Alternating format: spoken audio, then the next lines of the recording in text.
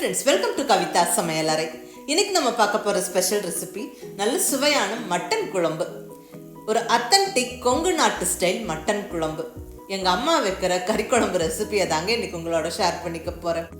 இங்க இத மட்டன் தண்ணி குழம்புன்னு சொல்லுவோம். நல்ல ஸ்பைசஸை பக்குவமாக வறுத்து மசாலா ஆட்டி மட்டனை தாளித்து விட்டு அந்த மசாலா சேர்த்து செய்கிற ஒரு அருமையான மட்டன் குழம்புங்க இது. எங்கள் அம்மா காலையில் இட்லிக்கே இந்த குழம்பு வைப்பாங்க. ரொம்ப நல்லா டேஸ்ட்டாக இருக்கும் இட்லியோட சாப்பிட்றதுக்கு. மத்தியானம் சாதத்துக்கும் இந்த குழம்பு அட்டகாசமாக இருக்குங்க. ஸோ இந்த குழம்பு வச்சா நம்ம இட்லிக்கும் வச்சுக்கலாம், சாதத்துக்கும் வச்சுக்கலாம். ரொம்ப நல்லா டேஸ்ட்டாக இருக்கும். ஒரு ஈஸியான ரெசிபியும் கூட. நம்ம டக்குன்னு பண்ணிடலாம். ஒரு தடவை கண்டிப்பாக இந்த கொங்கு நாட்டு ஸ்டைல் மட்டன் குழம்பு செஞ்சு பாருங்கள். கண்டிப்பாக திரும்ப திரும்ப செய்வீங்க. எல்லாருக்குமே ரொம்ப பிடிக்கும். வாங்க ரெசிபி எப்படின்னு பார்க்கலாம். இங்கே 750 கிராம் மட்டனை நல்லா க்ளீன் பண்ணி எடுத்து வச்சுருக்குறேங்க.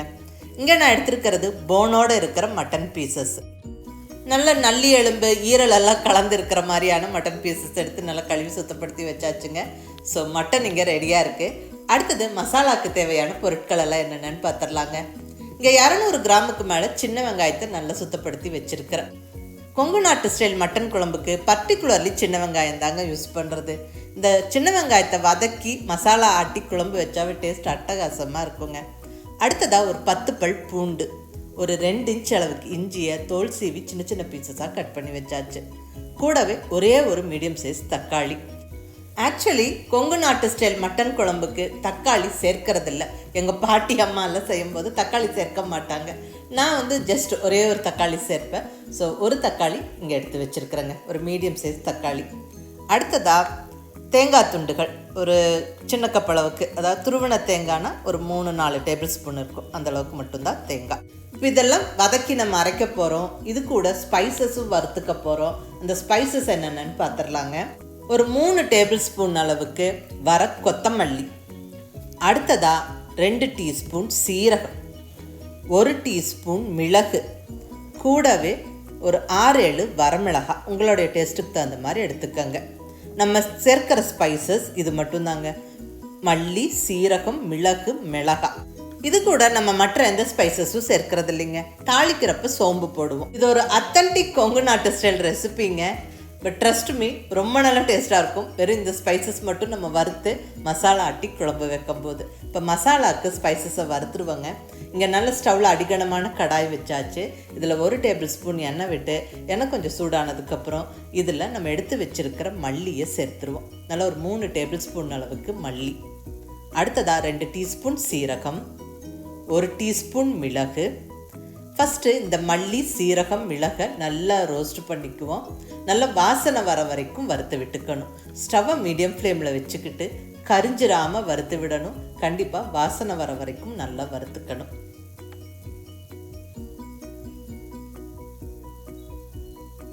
இந்த வறுக்கிற பக்குவம் தான் குழம்புக்கு நல்ல டேஸ்ட்டு கொடுக்கும். ஒரு 1-2 நிமிஷத்துலேயே நல்லா அந்த மல்லி, சீரகம், மிளகு வறுப்பட்ட வாசனை வரும். இந்த ஸ்டேஜில் நம்ம எடுத்து வச்சிருக்கிற மிளகாவை சேர்த்துக்கலாங்க. நான் இங்கே ஒரு 7 மிளகாய் சேர்த்துருக்குறேங்க. இந்த தண்ணி குழம்புக்கு இந்த மிளகாய் காரம் சரியாக இருக்கும். பட் இருந்தாலும் உங்களுடைய டேஸ்ட்டுக்கு தகுந்த மாதிரி நீங்கள் அட்ஜஸ்ட் பண்ணிக்கோங்க. நல்லா ஒரு ஃபியூ செகண்ட்ஸ் வறுத்து விட்டுட்டு இப்போ இதில் தேங்காவும் சேர்த்துருவோம். நம்ம எடுத்து வச்சிருக்கிற தேங்காவை போட்டுடலாம். தேங்காவும் சேர்த்து நல்லா ஒரு 1 நிமிஷம் வறுத்து விட்டுருவாங்க. இந்த ஸ்பைசஸ் எல்லாம் நல்லா வறுப்பட்டு நல்லா கமகமன்னு வாசனையாக இருக்கும். இப்போ தேங்காவும் சேர்த்தாச்சு, நல்லா வறுத்தாச்சு. ஸ்டவ்வை ஆஃப் பண்ணிவிட்டு நம்ம இதை மிக்ஸி ஜாரில் போட்டு விட்டுருவோம். ஃபஸ்ட்டாக இந்த வறுத்த ஸ்பைசஸ் எல்லாம் மிக்ஸி ஜாரில் போட்டு கொஞ்சம் பருப்பருன்னு அரைச்சிக்கிட்டு அதுக்கப்புறம் வெங்காயம், தக்காளி, இஞ்சி, பூண்டெல்லாம் வதக்கி இதோட சேர்த்து அரைச்சிக்கலாங்க. ஸோ நல்லா அரைப்படும். ஸோ கொஞ்சம் நேரம் ஆறிட்டு இருக்கட்டும். அந்த டைமில் நம்ம வெங்காயம், தக்காளி எல்லாம் வதக்கிக்கலாம். இங்கே ஸ்டவ்வில் அதே கடாய் வச்சாச்சு. இதில் 1 டேபிள் ஸ்பூன் எண்ணெய் விட்டுக்கிறேன்.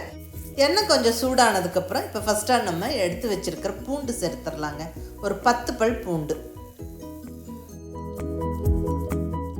அடுத்ததாக 2 இன்ச்சு சைஸ் இஞ்சி நல்லா தோலெல்லாம் சீவிட்டு சின்ன சின்ன பீசஸாக கட் பண்ணி போட்டாச்சு. ஒரு ஃபியூ செகண்ட்ஸ் நல்லா வதக்கி விட்டுட்டு இப்போ நம்ம ரெடியாக வச்சுருக்கிற வெங்காயத்தை சேர்த்துருவாங்க.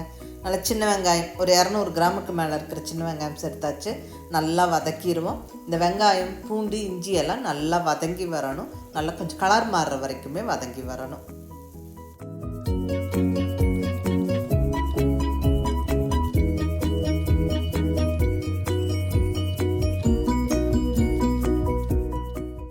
பாருங்கள், வெங்காயம் நல்லா வதங்கிருச்சு. இப்போ இந்த ஸ்டேஜில் நம்ம எடுத்து வச்சுருக்கிற தக்காளியை கட் பண்ணி போட்டுடலாம். ஒரு மீடியம் சைஸ் தக்காளியை ரஃப்பாக சின்ன சின்ன பீசஸாக கட் பண்ணி போட்டுருவோங்க. 1-2 நிமிஷம் வதக்கி விடுவோம். அதாவது தக்காளி மசிஞ்சு குழையணும்னாலாம் அவசியம் இல்லை, ஜஸ்ட் கொஞ்சம் வதங்கி சாஃப்ட் ஆகணும். இந்த வெங்காயம் பூண்டு இஞ்சியோட இந்த தக்காளியும் சேர்ந்து வதங்கி கொஞ்சம் சாஃப்ட் ஆகட்டும்.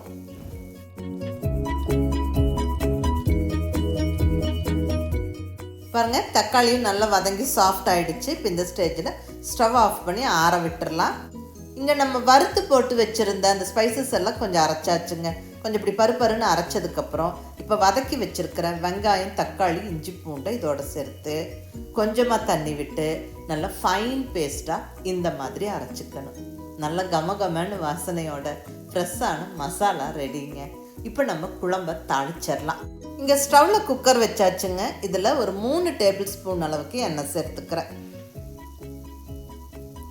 எண்ணெய் கொஞ்சம் சூடானதுக்கப்புறம் 1 டீஸ்பூன் அளவுக்கு சோம்பு போட்டு நல்லா பொரிய விட்டுறலாம்.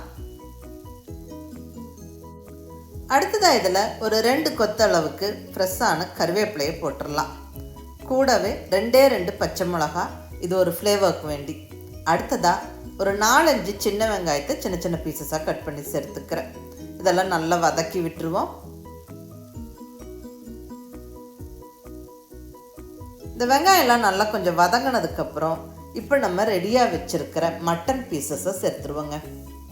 இங்கே 750 கிராம் அளவுக்கு மட்டன் சேர்த்துக்கிறேன். போனோடு இருக்கிற மட்டன் பீசஸ் சேர்த்துக்கிறேன்.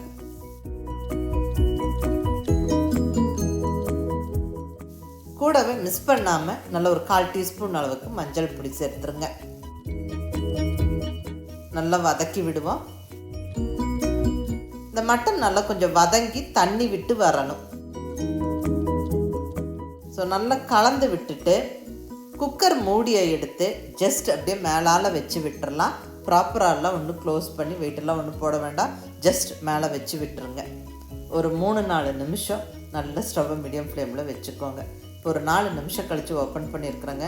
பாருங்கள், நம்ம தண்ணி எதுவும் விடாமல் தான் மூடி வச்சோம். மட்டனில் எவ்வளோ தண்ணி விட்டு வெந்திருக்கு பாருங்கள். இப்போ நம்ம அரைச்சி ரெடியாக வச்சுருக்கிற மசாலா விழுதை சேர்த்துருவோங்க. கம்ப்ளீட்டாக மசாலா எல்லாம் சேர்த்துட்டு அந்த மிக்ஸி ஜாரையும் கொஞ்சம் அலசி ஊற்றியாச்சுங்க. நல்லா ஒரு வாட்டி கலந்து விட்டுருவோம். நம்ம இங்கே மட்டன் தண்ணி குழம்பு வைக்கிறோம். ஸோ நான் இன்னும் கூட கொஞ்சம் தண்ணி சேர்த்துக்கிறேன். உங்களுக்கு குழம்பு எந்த அளவுக்கு திக்காக வேணுமோ இல்லை எந்த அளவுக்கு லூஸாக வேணுமோ அதுக்கு தகுந்த மாதிரி தண்ணி விட்டுக்கோங்க. இங்கே நம்ம குழம்பை குக்கரில் தாளித்து விட்டு வேக வைக்கிறோங்க. ஸோ தண்ணியும் பெருசாக சுண்டி வராது, அதையும் நம்ம ஞாபகத்தில் வச்சுட்டு தண்ணி சேர்த்துக்கணும். நல்லா தேவையான அளவு தண்ணி விட்டு நல்லா கலந்தாச்சுங்க. இப்போ நம்ம மிஸ் பண்ணாமல் உப்பு சேர்த்துருவோங்க. நான் இங்கே கல் உப்பு ஹிமாலயன் பிங்க் சால்ட் சேர்த்துருக்குறேங்க. உப்பு சேர்த்து நல்லா ஒரு வாட்டி கலந்து விட்டுருவோம். நல்லா கலந்து விட்டுட்டு உப்பெல்லாம் டேஸ்ட் பண்ணி பார்த்துட்டு அதே சமயம் நம்மளுக்கு குழம்பு எந்தளவுக்கு திக்காக வேணும் இல்லை எந்தளவுக்கு லூஸாக வேணுங்கிறத டிசைட் பண்ணி தண்ணி அட்ஜஸ்ட் பண்ணிவிட்டு இப்போ ஃபைனலாக ஒரு கைப்பிடி பொடியாக நறுக்கின கொத்தமல்லி இலையை போட்டு நல்லா கலந்து விட்டுட்டு குக்கரை டைட்டாக க்ளோஸ் பண்ணி வெயிட் வச்சு விட்டு ஒரு 7-8 விசில் விட்டுருங்க. மட்டன் நல்லா வெந்துருங்க. சப்போஸ் நீங்கள் எடுத்துருக்கிற கறி கொஞ்சம் முத்து நாட்டு கறியாக இருந்தால் இன்னும் 2 விசில் சேர்த்து கூட விடுங்க. விசில் வந்து நல்லா அந்த ஸ்டீம் ப்ரெஷர்லாம் போனதுக்கப்புறம் இப்போ நான் குக்கரை ஓப்பன் பண்ணுறேன். வாவ், நல்லா கமகமன்னு வாசனைங்க, செம்மையாக இருக்குது பாருங்கள். அப்படியே எண்ணெய் மிதந்து குழம்பு அப்படியே பக்காவாக ரெடியாக இருக்குது. ரொம்ப ஒரு சிம்பிள் அண்ட் ஈஸி ரெசிபி தான். மட்டனும் நல்லா வெந்திருக்குங்க, நல்ல வாசனையாக இருக்குது.